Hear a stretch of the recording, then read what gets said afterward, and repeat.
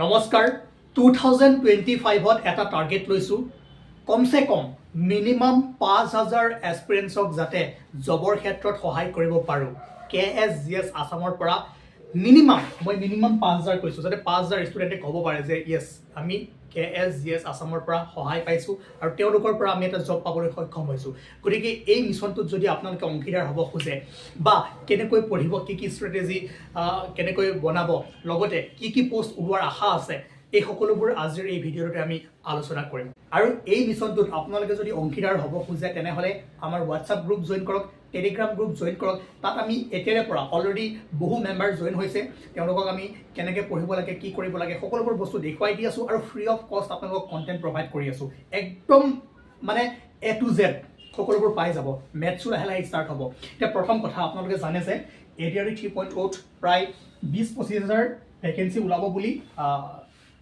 মাননীয় মুখ্যমন্ত্ৰী ডক্টৰ হিমন্ত বিশ্ব শৰ্মাই কোৱা আমি শুনিছোঁ ঠিক আছে যিমান ওলালেও আমি 15,000 ধৰি থৈ দিওঁ যেহেতু কৈছে ইয়াতকৈতো অলপ কম বেছি হ'ব পাৰে আমি কিমান ওলাই নাজানো কিন্তু কিবা এটাতো কিমান হয় ওলাব যেহেতু তেওঁ কৈছে আৰু মেইন কথা মন কৰিব 2026ত ইলেকশ্যন আছে ঠিক আছে তো ফেব্ৰুৱাৰী মানৰ পৰা কোড অফ কণ্ডাক্ট হ'ব লাগি যাব গতিকে এই যি 3.0 যি ভেকেঞ্চি ওলাব তাৰ পৰীক্ষা ৰিজাল্ট এপইণ্টমেণ্ট most probably 2026 জানুৱাৰীৰ আগত কমপ্লিট হ'ব লাগে বিহুৰ আগে কমপ্লিট হৈ যাব লাগে কাৰণ ইলেকশ্যন আছে ইলেকশ্যনৰ আগেই শেষ কৰাৰ মই আইডিয়া কৰিছোঁ ঠিক আছে বাকী কি হ'ব আমি এতিয়াও ক'ব নোৱাৰোঁ কিন্তু তথাপিও আমি বস্তুবোৰ পঢ়িব লাগিব বেচিকটো ক্লিয়াৰ কৰিব লাগিব আৰু লগতে যদি জব কৰি আছে বা কিবা কামৰ টাৰ্গেটো লৈছে কাম কৰি থাকক ডেইলি 2 ঘণ্টাকেও যদি প্ৰিপেয়াৰ কৰে আজি আমি কমপ্লিট ষ্ট্ৰেটেজি কৈ দিম সেইমতে যদি চাই যায় তেনেহ'লে আপোনালোকৰ সকলোবোৰ সময়ৰ মূৰত একদম মানে কি কয় সময়মতে আমি উৎপাত কৰোঁ ন যে এইটো পঢ়িব লাগিব সেইটো পঢ়িব লাগিব তেনেকুৱা একো সমস্যাই নহয় ধুনীয়াকৈ পৰীক্ষাত গৈ একদম এটা চাকৰিৰ কাৰণে আপুনি প্ৰবল দাবীদাৰ হ'ব পাৰিব ঠিক আছে প্ৰথম কথা চাওক ADRE হওক বা যি এক্সামেই নহওক 5টা বস্তু আপোনালোকে ক্লিয়াৰ কৰিব লাগিব আৰু যদি ভালদৰে কুৱেশ্যন পেপাৰবোৰ মন কৰে তেনেহ'লে একেখিনি বস্তুকে উৰাই ঘূৰাই আহি আছে ঠিক আছে তাত বেলেগ নতুন একো নাই খালি চিলেবাছটো চাব যে ইয়াত এইটো টপিক আছে এইটো নাই কিন্তু তথাপিও আপোনালোকে নাম্বাৰ 1 মন দি যাওক GK number 2 English number 3 okay মই কৈ গৈছোঁ যদি ধৰিব নোৱাৰে মই পিছত ভালদৰে লিখি দিম ৰিজনিং আৰু নাম্বাৰ 4 মেথছ বাছ আপুনি যি এক্সামে নিদিয়ক কিয় ইয়াৰ পৰাই কুৱেশ্যন আহিব আৰু এইখিনি আপুনি বেছিক বস্তু এইখিনি ক্লিয়াৰ কৰি থৈ দিয়ক তাৰপিছত ডিফাৰেণ্ট এক্সামত ইয়াৰ নলেজবোৰ ইউজ কৰি ইয়াৰ কনচেপ্টবোৰ ইউজ কৰি MCQs কৰক সেই কুৱেশ্যন সেই পৰীক্ষাটোৰ PYQ চাওক তেনেকৈ আপোনালোকে কৰিব লাগিব কিন্তু এইকেইটা বস্তু কেনেকৈ প্ৰিপেয়াৰ কৰিব ফাউণ্ডেশ্যনটো কেনেকৈ বনাব বেছিকটো কেনেকৈ কৰিব তাকেই মই ক'বলৈ গৈ আছোঁ ঠিক আছে GK বুলি ক'লে কি আহিব চাওক হিষ্ট্ৰী আহিব তাৰপিছত জিঅ'গ্ৰাফী আহিব ইকনমি আহিব পলিটি আহিব ঠিক আছে কাৰেণ্ট এফেয়াৰ্ছ আহিব আৰু ইণ্ডিয়া ৱৰ্ল্ড আছাম এই তিনিটা বস্তু আপোনালোকে চাব লাগিব এতিয়া আজিকালি আপোনালোকে পেপাৰ দেখিছে আগতে যেনেকৈ ট্ৰেডিশ্যনেল কুৱেশ্যন কিছুমান আহিছিলে তেনেকুৱা নাহে আজিকালি বহু question static portion current affairs সকলোবোৰ মিলাই আশা কৰিছে তাৰ কাৰণে এই পৰ্চনটো প্ৰথমে আপোনালোকে কেনেকৈ কমপ্লিট কৰিব আমি একদম বেছিকৰ পৰা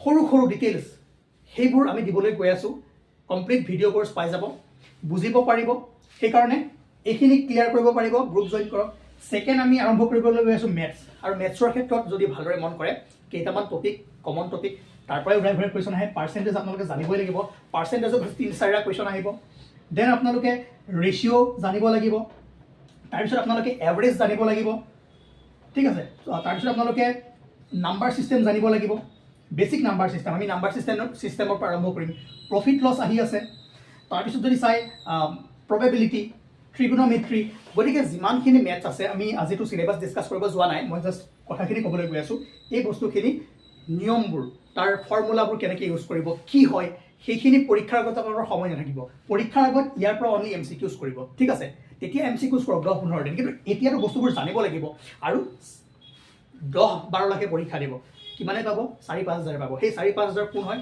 যোনে ভালদৰে বস্তুবোৰ পঢ়িছে যোনে ভালদৰে এই নলেজবোৰ আছে তেওঁলোকে পাব সেইকাৰণে মই কৈছোঁ এতিয়াৰ পৰা এটা প্লান লওক আৰু সেই ক্ষেত্ৰত আমি সহায় কৰিম 5000 কমচে কম 5000 ষ্টুডেণ্টক আমি সহায় কৰিবলৈ ৰেডি আছোঁ।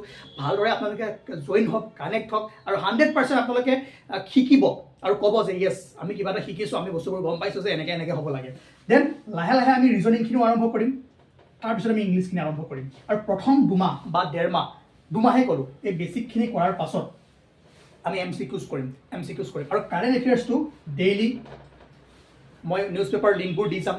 আদাৰৱাইজ কাৰেণ্ট এফেয়াৰ্ছৰ মান্থলি বা উইকলি এটা এটা ছেশ্যন আমি আপোনালোকক দি যাম আৰু কাৰেণ্ট এফেয়াৰ্ছৰ লগত ষ্টেটিক পৰ্চনবোৰ মিলাই আমি কৰিম।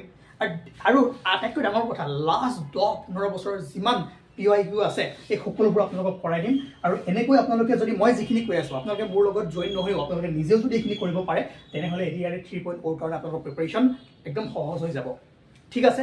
আৰু যদি আপোনালোক বিচাৰিছে যে এই বস্তুখিনি ক'ত পাম, কেনেকৈ পঢ়িম, কেনেকৈ ল'ম, একদম মই কৈছোঁ ইউটিউবত ধুনীয়াকৈ দি দিম, আপলোড কৰি দি দিম, আপোনালোকক তাৰে প্লেলিষ্ট দি দিম, লিংক দি দিম আৰু পাৰ ডে পাৰ উইক আমি ভালদৰে ভিডিঅ'ছসমূহ আপলোড কৰিম যাতে আপোনালোকে বুজিব পাৰে। কিবা ডাউট থাকিলে ডাউট ক্লিয়াৰিং ছেশ্যন ল'ম। মই এইবোৰ কোনো এপ বা কোনো ৱেবছাইট পোৱা নাই, ইউটিউবতে দি দিম। কিন্তু আপোনালোকে জইন হওক, তেতিয়া গম পাব যে কোনখিনি বস্তু ক'ত পাব, কেনেকৈ পঢ়িব লাগিব, কি কৰিব লাগিব।